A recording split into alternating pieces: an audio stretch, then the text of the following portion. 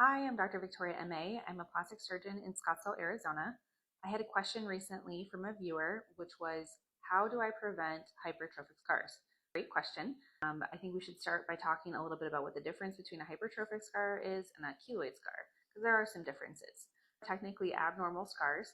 A hypertrophic scar is a little bit different than a keloid scar in that even though it is raised and firm, it does not usually exceed the boundary of the initial incision. So if our initial incision stops here, it's not going to continue to grow past that. Keloid scar is different because it's more tumor-like. It will continue to grow past the original margin of the incision or the injury site. A hypertrophic scar tends to be raised, firm. It'll be like a pink or purple color often. It can be itchy sometimes or a little bit painful. Typically it occurs with larger incisions or burns or larger injuries, but it certainly can occur with any sort of injury to the skin. It will often develop within a few weeks to months after that initial injury or incision. A keloid scar is a little bit different. It can happen with just a very small amount of trauma or a very small injury site. So even an earlobe piercing can cause a keloid scar to develop, or acne scars.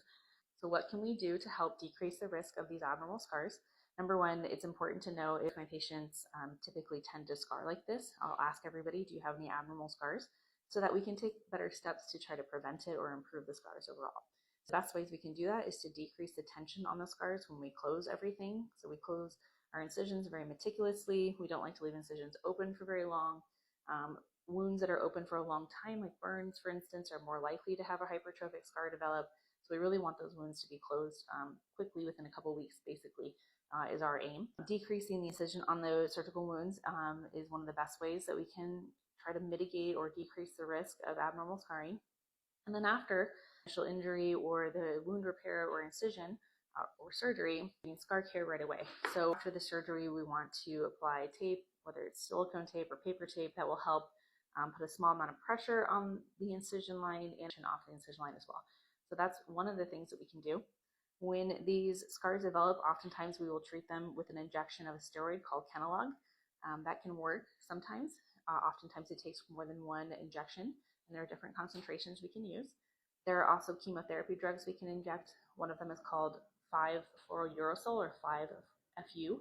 That's something that we often will apply to pre-cancerous lesions on the chest, but we typically will inject that as well with the Keloid to try to get the abnormal scar growth to calm down a little bit.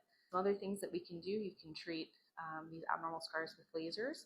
You can treat some of these with surgical excision and reclosure. Scars that are abnormal, I think the first step is identifying the patients that are at the highest risk of developing them, whether they have a history of them or they have other risk factors for them. All the steps that we can take to help decrease the risk of these abnormal scars. But this is a great question. If you have any others or comments, feel free to drop them below.